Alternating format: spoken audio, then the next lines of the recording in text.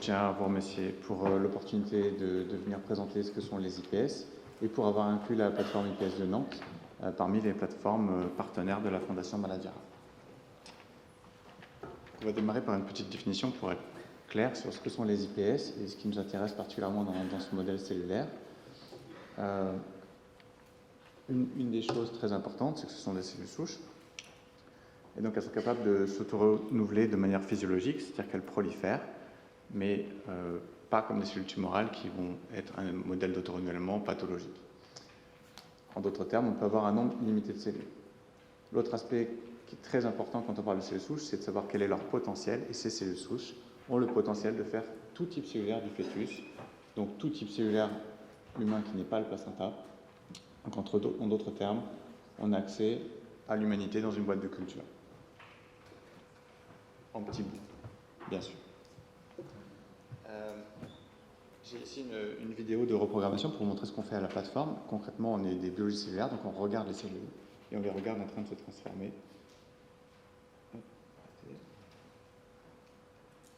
Donc vous avez ici une culture de cellules fibroblastiques donc qui viennent d'une biopsie de peau. Et en temps réel, en accéléré, vous allez voir ce qui se passe pendant les 3 semaines de reprogrammation. Avec ici des cellules qui vont proliférer, mais pas devenir des IPS, et ici des cellules qui vont proliférer et devenir des IPS. Là, on voit un amas de cellules qui prolifèrent, mais qui après meurt. Et là, on voit un amas de cellules qui prolifère et qui a un aspect très particulier, très dense, et qui formera ensuite une colonie IPS qu'on va repiquer à l'aiguille pour ensuite l'amplifier. Voilà des images de la reprogrammation. Donc il faut, si on prend un peu un schéma du temps qu'il faut pour faire des IPS et comment se déroule l'expérience, il faut à peu près 1 mois pour des fibroblastes, pour les préparer, les cultiver. Ensuite, on reprogramme les cellules, on voit apparaître des petites colonies. Ça prend 2 à 3 semaines. Et par contre, l'amplification des cellules prend longtemps. Et une des raisons, c'est que ces colonies de cellules, donc là il y a à peu près plusieurs dizaines de milliers de cellules, on les découpe à la main. Donc vous avez ici un quadrillage qui est fait avec une aiguille sous une loupe. Chaque bout fait à peu près 0,2 mm de côté. Et donc ces petits bouts, lorsqu'on les remet en culture dans une nouvelle boîte, regrossissent à nouveau, et c'est ça qu'on fait pendant 3 mois avant de distribuer la lignée aux partenaires. Ensuite, on valide la lignée avant de la délivrer. Donc on vérifie qu'elle soit propre et qu'en termes de culture, il n'y ait plus trace des manipulations qu'on a faites pour la reprogrammer et qu'il s'agit bien de la bonne lignée et qu'elle n'a pas acquis d'anomalies pendant la reprogrammation, donc notamment en regardant la variation du nombre de copies. Et c'est typiquement ce qui est fait dans des plateformes chez nos collègues, par exemple au Sanger. Par contre, comme je le rappelle souvent en cours, la pluripotence n'est pas une capacité est une capacité fonctionnelle et pas une signature moléculaire. Donc pour être sûr qu'une cellule est pluripotente, il faut la différencier. Par exemple, ici, on différencie en hépatocyte avec l'albumine en vert, en cardiomyocyte avec la troponine striée dans les cellules et en lignage neuronal avec ici la tubuline dans des structures qui ressemblent à des axones. Et derrière, une fois qu'on a fini la lignée et fini la validation, il reste 2 à 3 ans pour le projet, un peu comme pour les modèles animaux. Un mot sur les mythes et réalités autour des IPS. Donc, est-ce qu'il y a un effet de l'âge du patient? Par exemple, si vous travaillez sur des maladies rares qui touchent des patients âgés, oui, dans le sens où, en général, les prélèvements cellulaires sont un peu moins prolifératifs que chez des jeunes patients, mais ce n'est pas un problème pour la reprogrammation, c'est juste moins efficace. Est-ce que la source de cellules, donc le prélèvement du patient, change la qualité de l'IPS finale? Et d'ailleurs, est-ce que la méthode de reprogrammation change ou affecte la qualité de l'IPS finale? Non. Même si, d'un prélèvement à l'autre, on va avoir une variabilité, mais rien n'est prévisible et reproductible. C'est pas parce qu'on a cellules de l'urine qu'on arrivera à faire que de l'urine après pour la différenciation et que ça nous gênera pour faire des neurones. Donc, j'attire votre attention sur le fait que pour les maladies qui touchent les enfants, l'urine peut être un bon moyen de prélever des cellules de manière complètement non invasive. Qu'est-ce qu'on peut faire avec des IPS? Donc vous avez ici un schéma assez classique où on part des patients, on fait une biopsie, on les reprogramme et on obtient des IPS. Et vu que le député ce matin en a discuté, À l'heure actuelle, on est en train de réviser la loi de bioéthique, et je rappelle que les cellules souches embryonnaires sont complémentaires des IPS et que les IPS ne remplacent pas les cellules souches embryonnaires. Et ces cellules souches pluripotentes, donc aujourd'hui pour les maladies rares essentiellement les IPS, peuvent être utilisées soit pour étudier le développement humain, puisque c'est un des seuls accès qu'on a aux événements développementaux et l'organogénèse, et ça concerne en fait une minorité de gens. La plupart des gens, ce qu'ils veulent, c'est avoir accès à des cellules humaines, donc dans mon exemple ici, des hépatocytes, des cellules de foie, pour par exemple faire du développement pharmacologique, par exemple regarder la toxicité de molécules chimiques, pour faire de la physiopathologie, pour étudier les maladies rares, ou voir faire de la médecine régénérative. Et je vais présenter deux exemples d'études de maladies rares, de maladies génétiques. Donc un premier exemple qui vient de l'Institut Thorax de Nantes, où le concept du projet est de reprogrammer des cellules d'un patient atteint en IPS, puis des différenciants cardiomyocytes, et de comparer ces cardiomyocytes porteurs de la mutation du patient avec des cardiomyocytes d'un contrôle.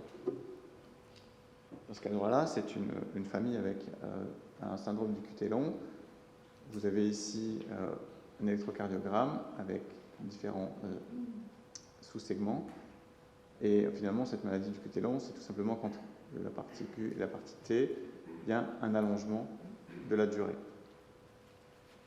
Voilà la famille étudiée. Donc la mère est le contrôle sain dans ce cas-là, et le fils est le patient. Et en fait, à l'état basal, le fils n'avait pas de problème particulier. Par contre, il y a des arythmies cardiaques qui ont été induites par l'administration de clubucinol, qui est un médicament.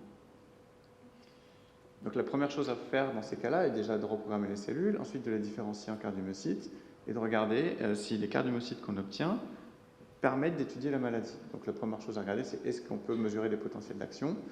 Chez la mère, oui, que ce soit par patch clamp ou cell optique, et chez le patient aussi, avec une légère déformation, mais a priori, pas dramatique.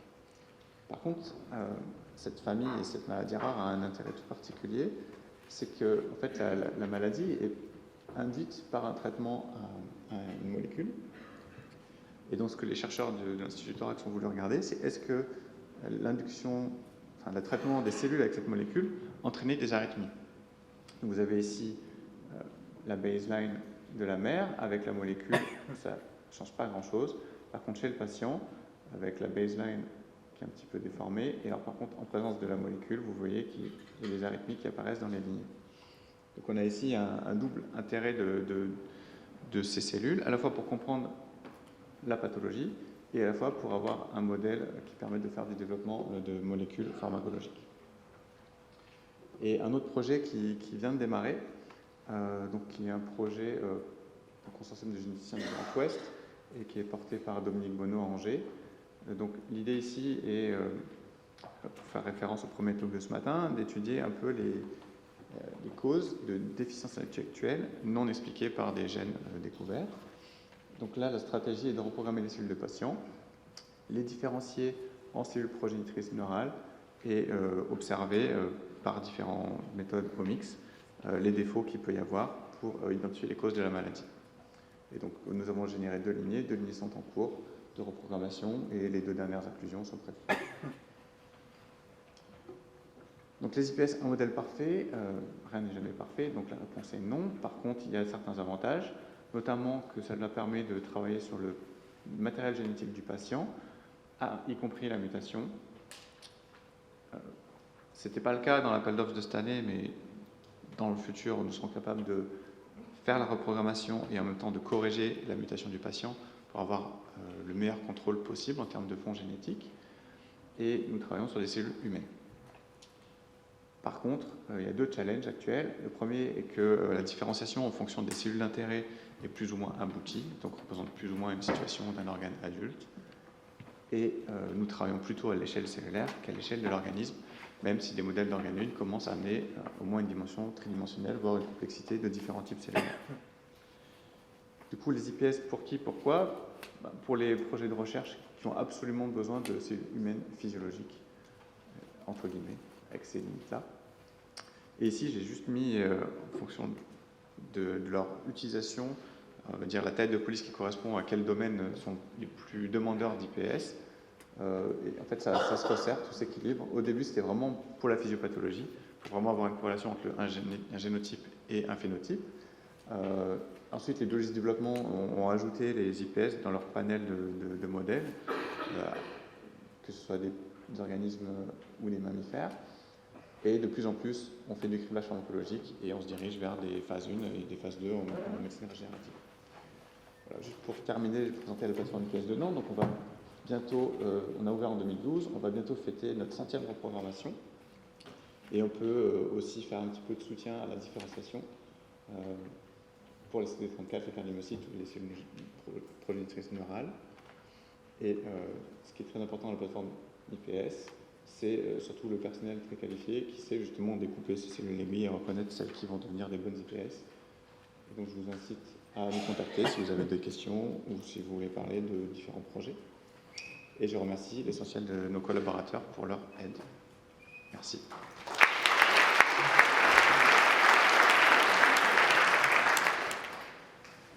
Merci beaucoup. Est-ce qu'il y a une question ? Est-ce que les cellules de fibroblastes et les cellules d'urine sont sans doute des cellules dérivées de l'épithélium vésical, de la vessie? Est-ce qu'à partir de ces deux types de cellules, quand on génère des IPS, on a ensuite des caractéristiques de redifférenciation différentes? Est-ce que les cellules sont déjà un certain commitment pour aller vers un phénotype épithélial ou fibroblastique? Alors la réponse est de manière globale, non. Après, d'un clone sur l'autre, il peut y avoir des différences, mais c'est vrai à partir de n'importe quel clone. Et le problème majeur vient probablement plutôt des conditions de culture de toutes les cellules souches pluripotentes, y compris les cellules souches embryonnaires, plutôt que de la source de la méthode de reprogrammation. Ici à gauche. Est-ce que les mutations et les réarrangements génomiques qui ont été un problème pendant quelques temps pendant la reprogrammation sont maîtrisés maintenant? Et est-ce qu'il y a systématiquement un séquençage des cellules qui va être utilisé aussi pour faire des organoïdes et qui vont être utilisés pour longtemps? Donc, est-ce qu'il y a des problèmes par rapport au réarrangement chromosomique? Non, pas tellement. On fait des SNP, nous, des CNV, donc pas extensif, mais avec 200 000 probes. Et le taux de lignée qu'on ne délivre pas, en fait, est inférieur à 5%, sachant qu'en général, les mutations viennent des cultures de fibroblastes de départ, et non pas de la reprogrammation elle-même. Après, on n'a pas fait du whole genome sequencing. Et c'est la deuxième partie de votre question, il me semble. Quels sont les tests faits en routine? Donc ça dépend vraiment de quoi on parle. Pour la recherche, pas vraiment de tests faits en routine. Nous sommes en train de standardiser nos contrôles qualité en nous alignant sur ce que font nos collègues aux États-Unis ou dans d'autres pays. Donc c'est essentiellement des SNP. Mais après, il y a plein de labos qui le font ou pas, qui font en étalement, qui retypent par étalement. On va dire qu'il n'y a pas vraiment de consensus. Ce qui est en train d'émerger, par contre, c'est que pour les lignées à usage clinique, il y ait un séquençage d'exomes. Oui, le problème, effectivement, d'avoir la mutation et le contrôle sur un fond isogénique implique en principe, et je crois que c'est de plus en plus demandé par les journaux, qu'on crée deux lignées IPS, celle du patient et puis celle du contrôle. Et je sais que j'avais discuté avec des gens il y a quelques années qui se demandaient s'il serait possible en fait de créer plutôt la mutation du patient par CRISPR et d'avoir une espèce de lignée contrôle IPS qui soit isogénique. Alors on perdrait effectivement l'aspect background du patient particulier, mais comme on veut en général plutôt avoir l'idée que est-ce que telle mutation d'une manière générale induit, pas uniquement sur le background d'un patient particulier, est-ce que ça finalement, il y a des gens qui poursuivent ça, c'est d'essayer de faire les IPS plutôt que de partir de cellules de patients, de partir d'une lignée qui serait une lignée contrôle, je les dirais universelle, et de créer à ce moment-là la mutation. À mon sens, cette question est très pertinente. À mon sens, la limite majeure en France est plutôt une limite éthique et réglementaire, dans le sens où comment expliquer à un patient qui va nous donner son génome et qu'on va introduire toutes les mutations dedans, distribuer à plein de labos, on sera capable de l'identifier parce qu'à partir de RNA-seq, maintenant, on peut identifier les gens. Donc ça me paraît vraiment très difficile pour quelqu'un de sain d'avoir un donneur universel. Donc en discutant avec des collègues du comité d'éthique de l'INSERM, par exemple, ils préconisent tout simplement de prendre des lignées aux États-Unis pour lesquelles les donneurs sont connus, et ce qui permet au moins de bypasser ces problèmes-là, ou alors tout simplement travailler avec des cellules souches embryonnaires. Au moins, si on a une cellule de patient qu'on la répare, le patient a consenti à donner ses cellules, et dans notre cas, c'est pas juste ses cellules, c'est son matériel génétique de manière immortalisée pour qu'on étudie la maladie, et donc on peut aussi la réparer pour étudier la même maladie. Disons que c'est beaucoup plus simple et plus respectueux du consentement donné par le patient, à mon sens. Mais c'est une vraie question d'actualité. Donc je fais partie de la Société française de recherche sur les cellules souches, et c'est quelque chose sur lequel on travaille, essayer d'avoir des consentements clairs et qui permettent d'arriver à ce genre de lignée, en fait. Est-ce que vous faites un contrôle qualité de vos cellules IPS au niveau de l'épigénome? Non, mais si vous le demandez et que vous payez, on peut le faire. D'accord. Cela dit, non, pour répondre de manière intelligente à la question, c'est plus, on pourrait le faire, mais à quoi on comparerait, en fait? C'est un peu ça qui est difficile. C'est quel serait le standard? Alors on peut regarder déjà au moins les gènes soumis en empreinte paternelle. Mais c'est là, du coup, il y a des problèmes de gènes soumis en empreinte paternelle dans les ES. Et c'est lié aux conditions de culture, et pas aux ES, ou au fond génétique, ou à la reprogrammation. Merci beaucoup. Merci beaucoup à tous les orateurs de la session.